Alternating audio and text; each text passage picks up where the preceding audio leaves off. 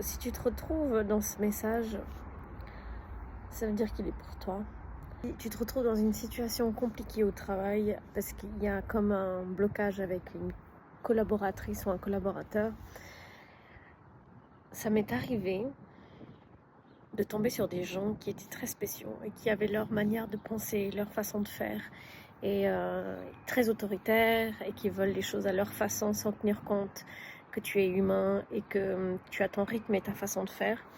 Et à ce moment-là, la première chose que j'ai fait, c'est exprimer que j'avais besoin d'une certaine liberté et que à ce moment-là, je comprenais pas la manière de fonctionner et que ça ne me correspondait pas.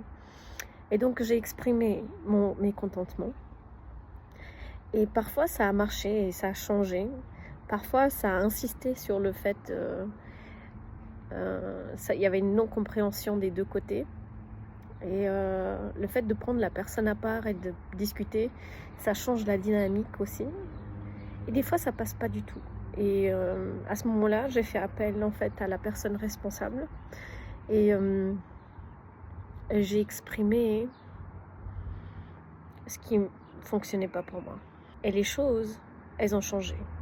De toute façon, si elles ne changent pas de suite, elles vont changer avec le temps. Parce que ce qui est incroyable, c'est que quand tu l'espères le moins, c'est quand la personne, elle part, par exemple. C'est terrible, mais en fait, la vie, elle est remplie de changements. Donc, si aujourd'hui, tu n'es pas bien, demain, tu seras bien. Et d'exprimer tes besoins, c'est important. Il faut reconnaître qu'est-ce qui bloque, en fait. Quel est le besoin chez toi qui n'est pas respecté. Dans mon cas, c'était la liberté. Et l'exprimer de façon claire, sans blesser l'autre, juste pour comprendre aussi ta démarche et ta façon de faire. Et en fait, c'est en posant tes limites que les gens vont te respecter. Si tu laisses tout faire, ils vont profiter de ça et ils vont tout faire avec toi. Et ça m'est aussi arrivé où les gens se foutaient clairement de ma gueule et ils me parlaient n'importe comment. Et je pense qu'il a fallu passer par ces étapes pour pouvoir apprendre à poser des limites avec certaines personnes.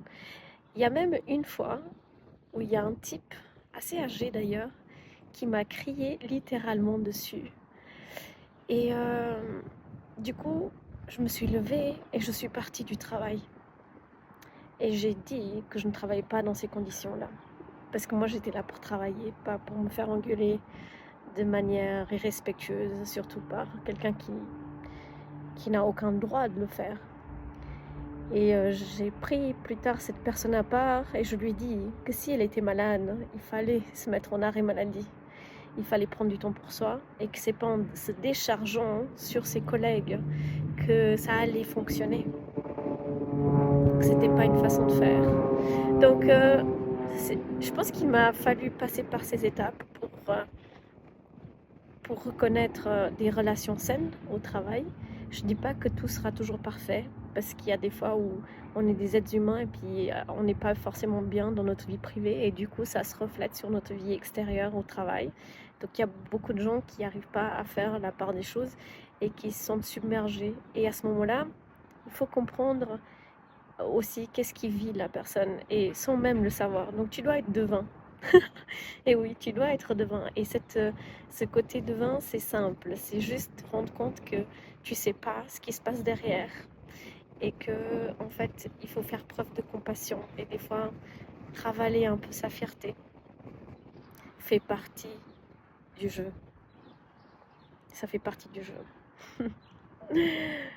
Mais toujours en te respectant et en posant tes limites, parce que tu vas pas te laisser marcher dessus et te laisser parler n'importe comment par tout le monde. C'est pas ça une vie de travail saine.